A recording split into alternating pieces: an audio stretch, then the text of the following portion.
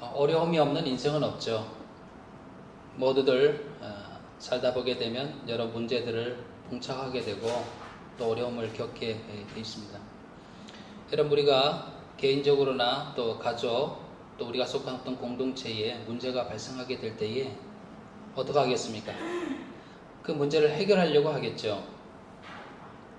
내 힘으로 해결하려다가 안 되면 다른 사람의 도움을 받아서라도 해결하려 하겠죠.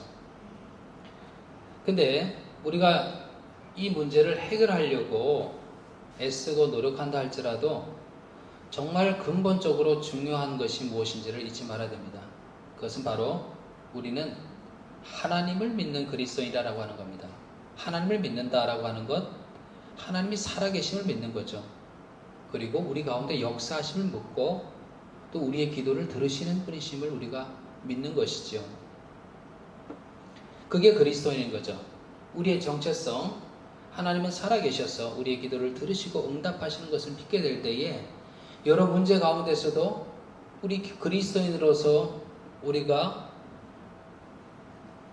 당연히 마땅히 또 자연스럽게 하는 일이 무엇이겠습니까? 하나님께 나아가는 것이죠. 우리가 잘 아는 시편 121편에 보게 되면 이런 말씀으로 시작하고 있죠. 내가 산을 향하여 눈을 돌리라. 나의 도움이 어디서 올꼬? 나의 도움은 천지를 지으신 여호와께서로다. 예, 우리가 삶을 살면서 때로 어렵고 힘들 때마다 이 말씀을 생각하면서 제가 산을 향하여 눈을 듭니다. 나의 도움이 어디서 오겠습니까? 나의 도움은 천지를 지으신 하나님께로부터 옵니다. 라고 그렇게 고백하며 나아가야 되는 것이죠. 또 히브리서 말씀에도 이런 말씀이 있죠. 믿음이 없이는 하나님을 기쁘시게 못하나니 하나님께 나아가는 자는 반드시 그가 계신 것과 그가 자기를 찾는 자들에게 상 주시는 이심을 믿어야 할지니라. 믿음이 하나님을 기쁘시게 하는데 그 믿음은 무엇을 믿는 믿음입니까? 하나님이 살아계신 것과 그를 찾는 자에게 상 주시는 분, 즉 응답하시는 분이시라는 거죠. 우리를 도우시는 분이시라는 거죠. 그것을 믿고 나아가는 것이 믿음이다. 믿음은 비상적인 것이 아니라 살아계신 하나님을 믿기에 그분을 의지하고 그분께 도움을 요청하고 상 주시는 분을 믿고 나아가는 것이다 라고 하는 거죠. 오늘 본문을 보게 되면요, 다윗의 시대에도 문제가 발생하게 됩니다. 어떤 문제가 발생했어요? 기근의 문제가 발생했습니다. 해를 거듭하여 3년 기근이 있었다라고 되어 있습니다. 이 기근 때문에 그 땅의 백성들이 여러 어려움을 당했겠죠. 당연히 왕인 다윗으로서는 이를 어떻게 할 것인가 라는 그런 생각을 했겠죠. 다윗은 어떻게 하고 있습니까? 다윗이 여호와 앞에 간구하매 여호와께서 이르시되. 참 간단한 말이잖아요. 그러나 이것이 정말 중요한 말이죠. 문제가 발생했어요. 기근이 생겨났습니다. 다윗은 여호와 앞에 간구하매 그랬더니 여호와께서 이르시되. 그렇죠. 하나님께 나아가서 간구하게 될 때 하나님께서 응답하셨다라고 하는 겁니다. 너무나 간단하고 일반적인 말씀 같지만 정말 중요한 말씀입니다. 그리스도인들은 하나님께 나아가서 기도하는 사람이고 하나님은 살아계셔서 응답하시는 분이시다 라고 하는 거죠.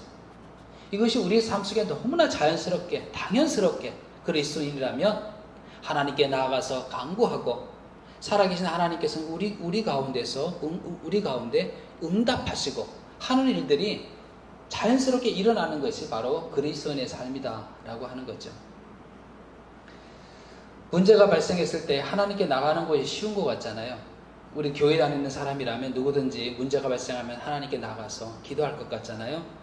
그런데 실제로 가만히 보게 되면 문제가 발생해도 제일 먼저 사람들은요, 자기 힘으로 뭔가 이것을 해결해 보려고 노력을 합니다. 우리에게 자기 중심성이 있기 때문에 내가 하려는 자기 중심성이 있기 때문에 내가 할 수 있는 모든 걸 해보려고 그러죠. 그런 이후에 정말 할 수 있는 모든 것들이 막히고 이제 더 이상 할 수 없다라고 그랬을 때 손을 들고 하나님께 나오는 경우가 많잖아요. 그렇게 하나님께 나왔을 때 하나님의 입장이라면 어떨 것 같으세요? 그래, 너가 왔구나. 너무 힘들지. 내가 너에게 응답하겠다. 이렇게 말씀하시겠죠. 그러나 또 이럴 수도 있을 것 같아요. 뭐냐면, 야, 너 힘으로 하나도 안 되니까 결국 이제서야 나한테 왔구나. 이럴 수도 있잖아요. 처음서부터 범사에 하나님을 인정하라라고 그렇게 말씀하신 것처럼 하나님을 인정하고 하나님께 나와서 상의하고 하나님께 말씀드리고 또 어려움이 있으면 도움을 요청하고 또 내게 좋은 일이 있으면 하나님에게 감사하고 그렇게 쭉 동행해 갔다면 하나님이 얼마나 함께 가는 그 기쁨이 하나님께 더 있으셨을 것 아니겠어요? 그런데 내가 할 수 있는 일 다 해보고 안 되니까 그제서야 하나님께 손들고 오면 우리 자비로우신 하나님께서는 받으시지만 한편 아쉬움도 가지게 되는 거죠. 내가 너 옆에 항상 있었는데 내가 귀를 열고 너의 신음소리도 들었는데 나를 인정하지 않더니 너 막바지에 이르러서야 나에게 나오는구나. 예수님께서 십자가에 돌아가실 때에 양옆에 달렸던 강도들이 있었잖아요. 한쪽에 있던 강도가 예수님께 얘기를 했죠. 예수님, 주님께서 낙원 이를 때 저를 기억해 주십시오라고 그렇게 얘기를 했죠. 그랬더니 예수님께서 그 강도에게 이야기했죠. 너가 나와 함께 낙원에 있으리라 라고 그렇게 얘기를 했습니다. 이걸 보게 되면 어떤 분들은 이야기할 때 그래 마지막 순간에 구원받은 이 강도에 대하여서 정말 기가 막힌 축복을 받았다라고 그렇게 얘기할지 모르지만 그 말 가만히 생각해 보시죠. 마지막 때에 예수님의 이름을 불렀던 그 사람의 삶에 아쉬움이 있습니다. 처음서부터 예수님을 따르면서 예수님의 말씀을 들으면서 예수님과 함께 동행해 나가면서 예수님 때문에 고난받고 그래서 예수님 때문에 같이 죽는 그 순간이었다면 얼마나 영광스러운 일이겠습니까? 성경에 이런 비유도 나오잖아요. 마지막 그 주인이 일꾼을 찾게 될 때에 아침부터 일꾼으로 픽업돼서 간 사람도 있었지만 오후 5시에 1시간 남겨두고 픽업된 사람이 있었잖아요. 1시간 일하고도 하루 온종일 일하고 받는 사람의 삭스를 그대로 받은 거지요. 야, 어쩜 그렇게 운이 좋으냐, 어쩜 그렇게 복을 받았느냐 이렇게 얘기할지 모르지만요, 모르는 말씀입니다. 이 주인에 대한 존경심과 사랑을 가진 사람은 단순히 돈 때문에 그 일을 하는 것이 아니라 주인에 대한 사랑과 존경심을 가진 사람은요, 1시간 일한 것이 너무 안타까운 일이 되는 겁니다. 아침부터 주인과 함께 주인을 위하여서 내가 일했더라면 얼마나 좋았을까. 우리 인생도 마찬가지죠. 마지막 때에 죽음을 앞두고 예수를 믿어서 구원받는 것 너무나 안타까운 일이 되겠죠. 그동안 주님과 함께 동행하지 못했잖아요. 내가 힘이 있고 내가 뭔가 재력이 있고 그럴 때에 주님 나라 위해서 살아가지 못했잖아요. 그런데 마지막에 구원받았다고 그것을 기뻐할 수 있겠습니까?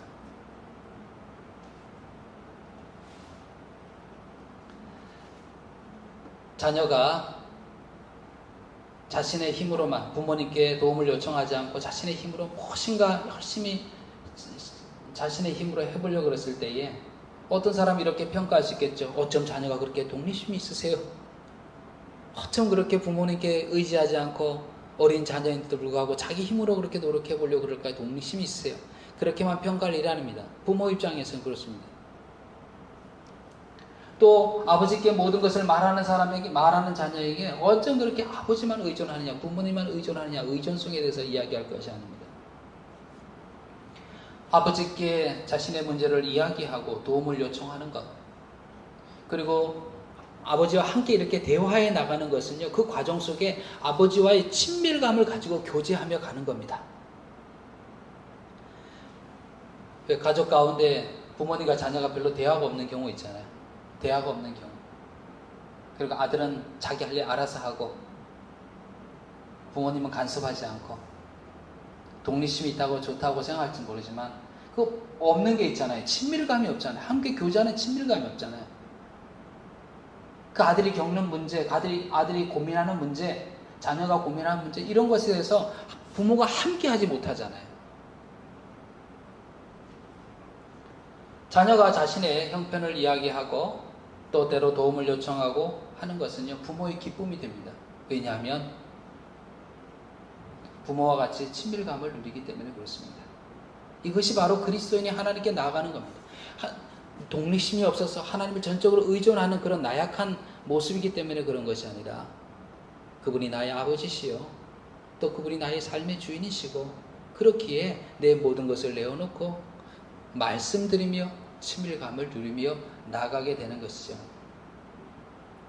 다윗이 이렇게 하나님께 나아가서 친밀감을 가지고 나아가서 말씀드리게 될 때 하나님께서 응답하셨습니다.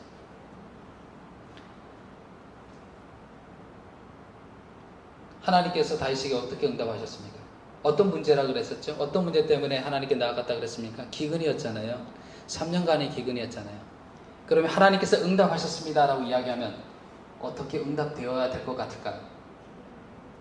기근이 딱 그치고 하늘에서 비가 내려야 되잖아요. 우리 엘리야 기억하죠? 엘리야가 그 땅에 3년 6개월 동안 비가 내리지 아니하실 때 엘리야가 산에 올라가서 기도하잖아요. 머리 사이로 머리를 넣고 그렇게 기도하잖아요. 그리고 손바닥만한 구름을 보면서 이제 비가 온다 라고 그렇게 얘기를 했잖아요.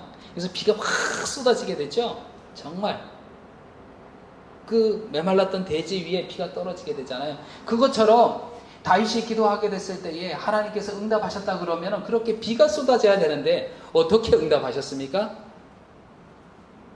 이 기근이 어떤 이유 때문에 있게 된 것인지 원인을 알게 하셨습니다.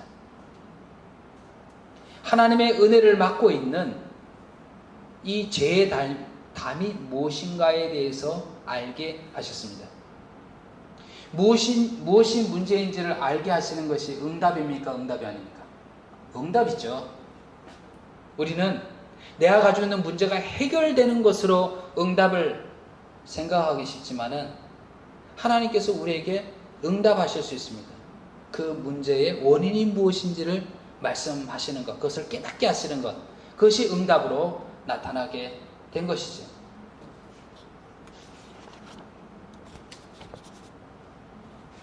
하나님이 이렇게 다윗을 통해서 알게 하셨다면 이 기근의 문제가 왜 일어나는 것인지 알게 하셨다 그러면 이것을 깨닫게 하셨다 그러면 어떻게 하라는 걸까요? 이 문제를 해결하라는 거죠. 이 담을 제거하라는 거죠.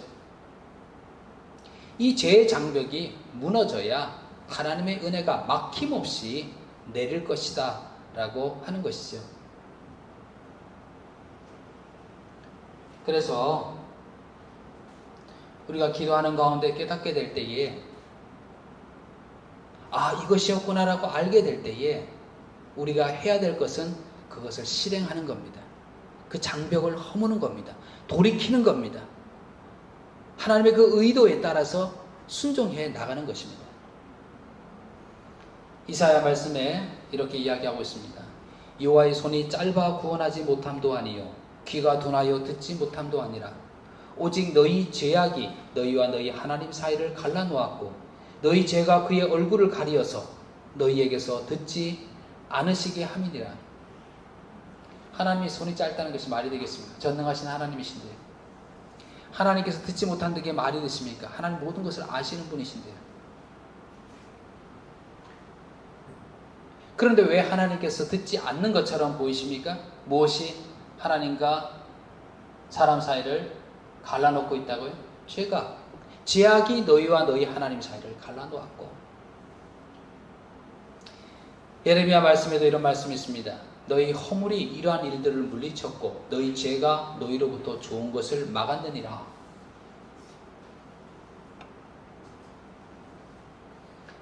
다윗이 이 원인에 대해서 하나님으로부터 하나님의 응답에 따라서 깨닫게 되었죠.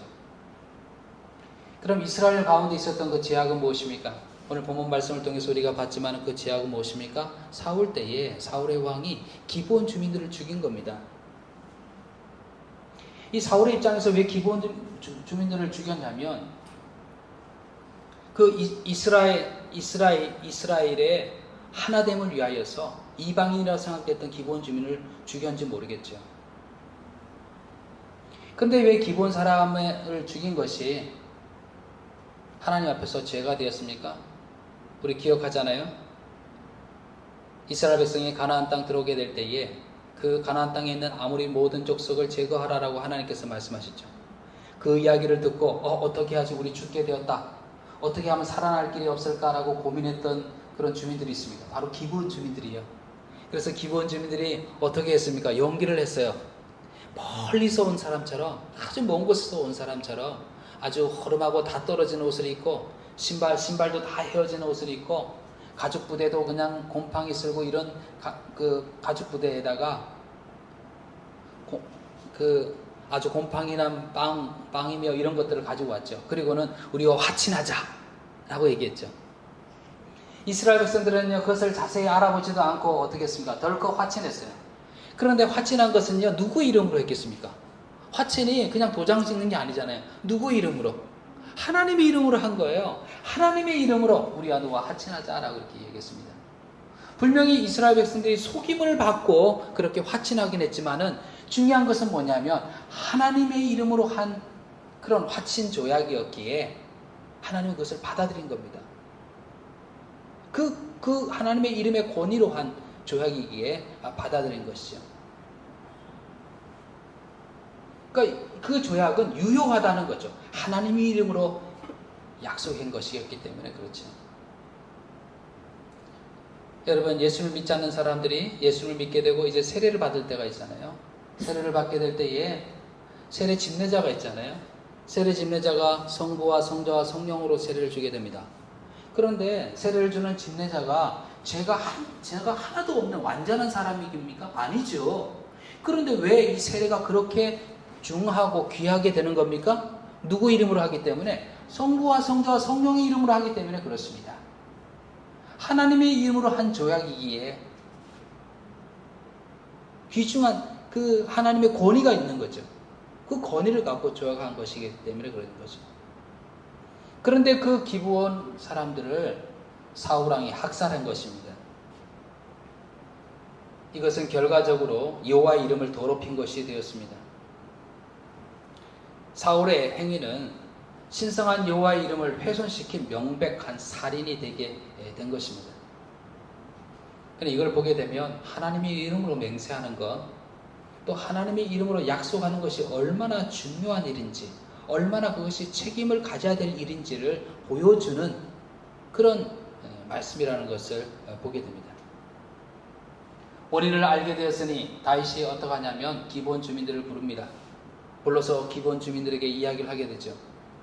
다윗이 그들에게 묻되 내가 너희를 위하여 어떻게 하랴? 내가 어떻게 속죄하여야 너희가 여호와의 기업을 위하여 복을 빌겠느냐? 그렇게 묻습니다. 왕의 입장에서요, 기본 사람들에게 금은 보화를 내리면서 우리가 잘못했다, 너희를 위해서 내가 보상하겠다 하고 금은 보화를 내릴 수도 있잖아요. 토지를 줄 수도 있잖아요. 여러 가지 보상을 할 수 있잖아요. 그런데 다윗의 모습을 가만히 보니까요, 피해자인 기본 사람들에게 자신이 원하는 대로 보상하겠다라고 그렇게 얘기하지 않습니다. 그들을 불러서 피해자의 입장에서 어떻게 하여야 우리가 속죄할 수 있겠느냐 라고 묻습니다. 바로 이런 자세가 자신의 범죄를 반성하고 용서를 구하는 자세입니다. 우리도 누군가의 용서를 구할 때가 있잖아요. 그럴 때에 제가 잘못했으니 제가 이렇게 하겠습니다. 내 중심적인 그런 자세가 아니라 어떻게 하여야 내가 속죄받을 수 있겠습니까? 내가 어떻게 하여 용서받을 수 있겠습니까? 그 피해자 입장에서 얘기를 해야 되는 거죠. 우리가 그 일본과의 관계에 있어서 지금 관계가 좀 좋지 않잖아요. 그 근본적으로 보게 되면 그 일본 제국주의의 그 악랄한 만행을 우리는 역사를 통해서 알고 있습니다. 우리나라뿐만 아니라 여러 피해국들이 분노하는 이유가 뭐냐면 우리는 배상할 거 다 했는데 우리가 계속 그러면 사과해야 되는 거야? 이런 고압적인 자세로 나가기 때문에 그렇습니다. 지금 다윗이 가졌던 이 마음이 있죠. 우리가 어떻게 하여야 속죄할 수 있겠습니까? 기본 주민들에게 얘기했던 것처럼 왕이 그렇게 얘기하는 겁니다.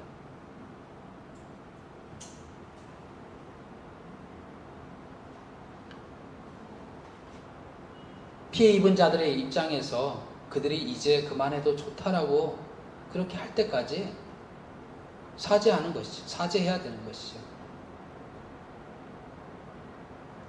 이렇게 피해자의 입장에서 다윗이 묻게 될 때에 기본 주민들은 이야기를 하게 됩니다. 이는 배상금의 문제가 아닙니다. 뭐라고 얘기하냐면 금과 은의 문제가 아닙니다. 돈의 문제가 아니라는 거죠. 그것으로 우리들의 마음이 풀리고 이것으로 해결될 것이 아니라는 거죠. 그런데 우리가 누구를 죽임으로 책임을 물을 수 있는 입장도 아니지 않습니까? 그렇게 얘기를 해요. 그렇다고 우리의 죄에 대한 속죄를 하시기 위해서 누구를 죽일 수 있겠습니까? 우리가 그걸 요구할 입장도 아닌데요? 라고 묻자 그렇게 얘기를 하자 다윗이 뭐라 그러니까 아니다 내가 그렇게 하겠다라고 그렇게 얘기를 해요.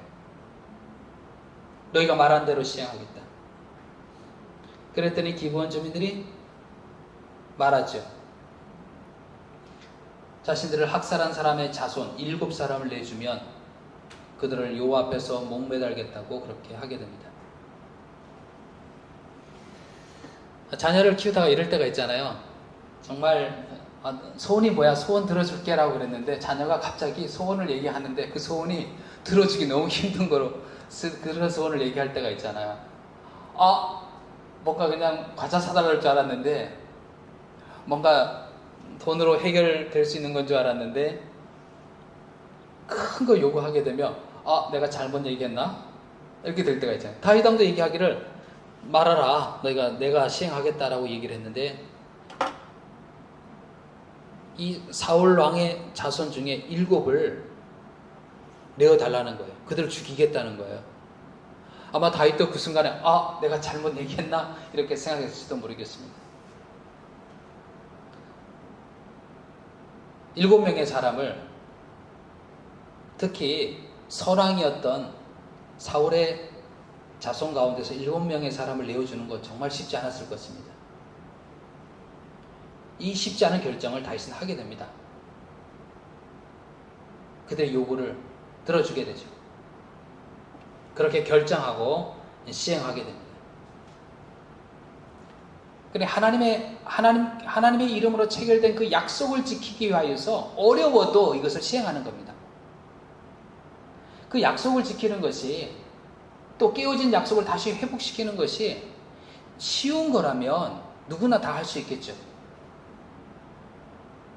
그러나 정말 이것이 본인에게도 정치적으로 얼마나 부담이 되고 힘든 일임에도 불구하고 그 약속을 시행하는 거죠. 다윗은. 보게 되면요. 다윗은요. 약속을 지키는 사람입니다. 이 기본 주민에게도 너희가 말한 대로 시행하리라 라고 약속했던 것처럼 그대로 시행하고 있죠. 또 다윗이 약속을 지키는 사람이라는 것을 무엇을 보면 알 수 있을까요? 이전에 보니까 누구랑 약속한 적 있습니까? 요나단하고 약속한 적도 있죠. 하나님 이름으로 요나단과 약속했었죠. 서로와 또 그 자손들을 돌봐주기로 약속을 했었죠. 요나단이 죽었잖아요. 그러면 없는 것으로 무효가 된 것으로 그렇게 생각할 수 있는데 요나단은 그렇게 하지 않았죠. 다윗은 그렇게 하지 않았죠. 요나단 죽음 이후에 그의 아들 무비보셋을 불러다가 사울이 남긴 재산을 주고 또 왕이 먹는 그 식탁에 함께 참여하도록 합니다. 오늘 죽일 사람 7을 택함에 있어서도 사실은 그 중에 하나가 누가 될 수도 있습니까? 요나단의 아들 무비보셋이 될 수도 있잖아요. 그러나 그는 제외합니다. 무엇하기 위해서? 약속을 지키기 위해서요. 요나단과 한 약속을 지키기 위해서. 또 시편을 보게 되면요, 다윗은 그 하나님께 한 약속, 서원을 지켜나갔던 사람임을 보게 됩니다. 시편 66편 13절에 내가 번제물을 가지고 주의 집에 들어가서 나의 소원을 주께 갚으리니, 하나님과 약속을 지키겠다는 거죠. 내가 여호와께 소원한 것을 그의 모든 백성이 보는 앞에서 내가 지키리로다. 이러한 다윗이었기에 하나님은 그를 내 마음에 합한 사람이라고 이야기한 겁니다. 하나님을 이야기할 때 우리가 여러 하나님, 이런 하나님이라고 얘기하지만 그 중에 하나가 신실하신 하나님이라고 얘기하잖아요. 그 신실하신 하나님이란 의미는 무엇입니까? 약속을 지키시는 하나님이잖아요. 약속을 지키시는 하나님에게 약속을 지켜가는 이 다윗은 하나님을 따르는 사람인 거예요. 하나님 마음에 합한 사람이 되는 거예요. 시편 15편에 여호와여 주의 장막에 머무를 자 누구오며 주의 성산에 사는 자 누구오리까? 그의 눈은 망령된 자를 멸시하며 여호와를 두려워하는 자를 존대하며 그의 마음에 소원한 것은 해로울지라도 변하지 아니하며, 하나님의 장막 안에 거하고 주의 성산에 사는 자, 그는요, 그가 소원한 것이 해로울지라도 그것을 변하지 아니하고 지켜가는 자다라고 시편에서 이야기했던 것처럼 약속을 지켜나가는, 소원을 지켜나가는 다윗이 하나님의 마음에 합한 자가 된 것입니다. 사울의 자손 중에서 7명을 기본 사람들에게 넘기게 됩니다. 기본 사람들은 산 위에서 그들을 목매달게 되죠. 근데 그 7명이 죽었잖아요. 7명의 자녀가 죽었는데 또 그 자녀를 내어준 부모의 마음은 또 어떻겠어요? 그 중에 자신의 두 아들이 죽임당한 그 어미였던 사람이 있었습니다. 리스바였어요. 사울의 첩이었습니다. 리스바는 자신의 두 아들 알모니와 모비보셋을 잃게 되었습니다. 리스바는요, 두 아들을 잃은 슬픔이 말할 수가 없었죠. 그 아들의 시체들을 가져다가 이 시체가 상치 않도록 굵은 배를 가져다가 자신은 바위 위에 펴고 거기에 앉아서 낮에는 공중의 새가 이 시체를 상하지 않도록, 또 밤에는 들짐승들이 범하지 못하도록 그것을 지키는 겁니다.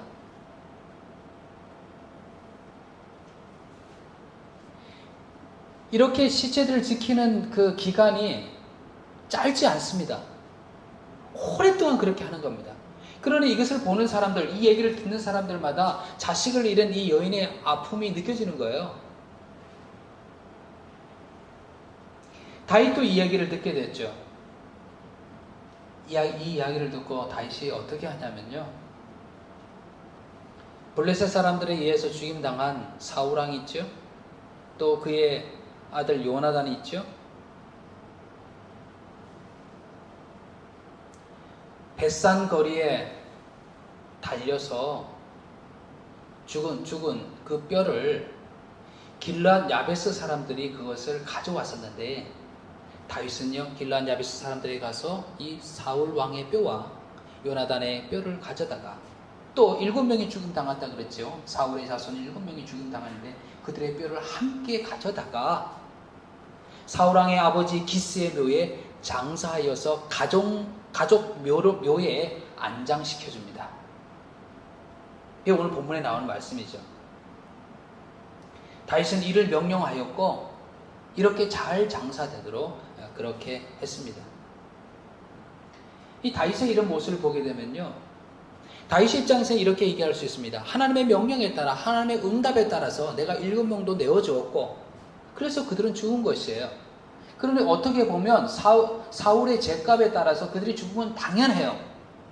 그러나 다윗은 보게 되면요, 이 한 여인, 정말 그 아들을 잃고 그 아들의 시체가 상할까 하여서 밤낮으로 새와 들짐승들을 쫓는 이 리스바의 이야기를 듣고 그 고통당하는 자의 그 아픔을 다윗은 위로하고 있습니다.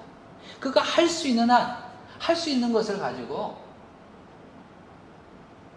그 고통받는, 마음 애통해하는 그 어미의 아픔을 위로하고 있는 것을 보게 됩니다.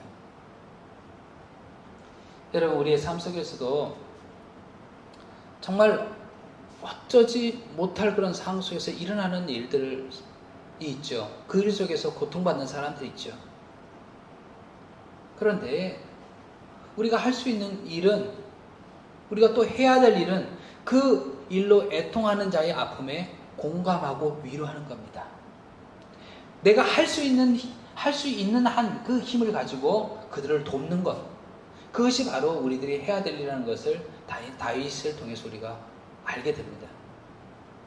사실 그 어려움에 처하고 그 불행한 일을 겪은 그 사람들이 다시 일어날 수 있는 힘을 가지는 것은 이렇게 옆에서 같이 아파하고 위로하고 돕는 사람에 의해서 그들이 다시 일어날 수 있게 되는 것입니다. 어쩔 수 없었지 뭐, 당연한 거 아니야? 그들이 받은 죄의 결과로 당연한 거 아니야? 이렇게 생각하지 않고 지금 눈물 흘리고 고통당하는 자와 그들을 위로하고 내가 할 수 있는 일로 돕는 것, 바로 그것이 우리의 모습이어야 된다는 것을 보게 됩니다. 이렇게 사울의 기브온 주민을 향해서 했던 죄에 대해서 사울은 기브온 주민들에게 뜻을 물어서 속죄를 했습니다. 하나님의 이름으로 언약된 것이었기 때문에 하나님의 이름이 훼손되었었죠. 그 이름의 명예가 훼손되었었는데 다시 하나님의 이름의 명예를 회복시켰습니다. 그럴 때에 하나님께서는 그 땅의 기도를 들으시고 기근으로 황폐해진 그 땅을 회복시키시고 구원하셨습니다. 우리가 읽었던 본문의 마지막 14절 말씀에 어떻게 되어 있습니까? 그 후에야 하나님이 그 땅을 위한 기도를 들으시느니라 라고 되어 있죠. 맡겼던 죄의 담이 허물어지게 되고 그 장벽이 허물어지게 될 때에 하나님께서는 기도를 들으시고 그 땅을 회복시키는 것을 보게 됩니다. 그것으로 그친 것이 아니라 15절 이후에 쭉 보게 되면요, 블레셋과의 전쟁에서 승리하는 이스라엘 군에 대해서 다윗의 군인들에 대해서 적혀 있습니다.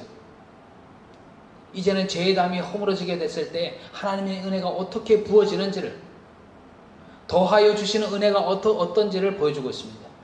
블레셋과의 전쟁에서 승리하십니다. 영거푸 4번의 전쟁에서 하나님께서는 승리하게 하시는 것을 보게 됩니다. 그러나 여러분, 오늘 본문을 통하여서 우리가 어떤 깨달음을 갖게 됩니까? 제일 먼저는요, 하나님이 신실하신 분이라는 거예요. 사실은 이방인이었던 이 기브온 주민들, 아모리 족속으로서 마땅히 죽어야 될 기브온 주민들이지만 그들이 여호와의 이름으로 한 약속 때문에 하나님께서는 그들을 지키시는 거잖아요. 그러니 하나님은 어떤 분이시냐? 약속을 지켜나가시는 신실한 분이십니다.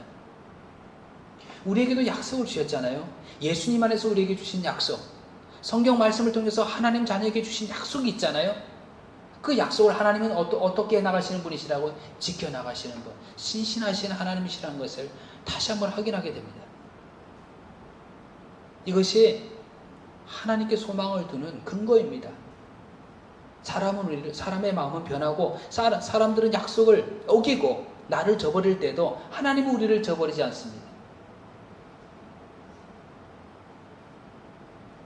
오 신실하신 주, 오 신실하신 주. 하나님은 약속을 지키시는 것, 우리에게 하신 그 약속을 성취해 나가시는 그런 분이신 거죠. 그래서 이사야 말씀을 보니까요, 하나님이 그 말씀을 어떻게 성실하게 지켜나가신지에 대해서 딱 보여주는 말씀이 있어요. 이사야 55장 11절에 보니까 이런 말씀이 있습니다. 말씀 잘 들어보시기 바랍니다. 내 입에서 나가는 말도 이와 같이 헛되이 내게로 되돌아오지 아니하고 나의 기뻐하는 뜻을 이루며 내가 보낸 일에 형통함이니라. 하나님의 입에서 나오는 말이 어떻게 한다고요? 헛되이 돌아오지 않는데요. 나의 기뻐하는 뜻을 이룬대요. 어떻게 하겠다는 얘기입니까? 말씀대로 하나님께서는 이루어가시는 분이시다 이거죠. 이런 신실하신 하나님을 믿게 될 때에 우리 그리스도인들은 되게 직면한 그런 문제를 하나님께 가지고 나아가게 됩니다. 기도의 응답을 통해서 하나님께서는 그 문제를 없애주시기도 하지만은 하나님 또 이렇게 응답하시기도 하시죠. 그 문제의 원인이 무엇인지를 깨닫게 하십니다. 하나님께서 이 죄의 원인에 대한 문제를 깨닫게 하셨을 때 어떻게 해야 되겠습니까? 이 담을 허물어야 되는 거죠. 실행해 나가야 되는 거죠. 이렇게 순종해 나가게 될 때에 다윗의 기본 주민들에게 사울의 자손 7명을 내어준 게 쉬운 일이 아니었을 것입니다. 그러나 이 하나님께서 깨닫게 하신 일을 실행해 나가게 될 때에 하나님과의 사이에 막힌 담이 허물어지게 되었습니다. 이스라엘 백성들의 기도를 하나님께서는 들으셨고 그 땅을 회복시키셨습니다. 순종 속에 하나님의 은혜와 복음 막힘없이 우리들에게 내려지게 될 것입니다. 그러니 우리도 우리가 믿는 하나님은 신실하신 하나님이시기에 우리도 신실한 사람이 되자라는 겁니다. 신실하신 하나님, 약속을 지켜나가시는 하나님이기에 우리도 하나님께 약속을 지키는 사람이 되자라고 하는 거죠. 말씀을 보는 가운데 깨달음이 있게 될 때에 그것을 지켜나가는, 순종해 나가는 여러분이 되시기를 바라고, 또한 때로 내가 그것을 지키지 못했던 죄의 담이 있었더라면 다시 돌이켜서 이를 행해 가심으로 맡긴 것이 제거되었을 때 내려지시는 하나님의 은혜와 복을 누리시며 나가시는 저와 여러분이 되시기를 간절히 축원을 드립니다.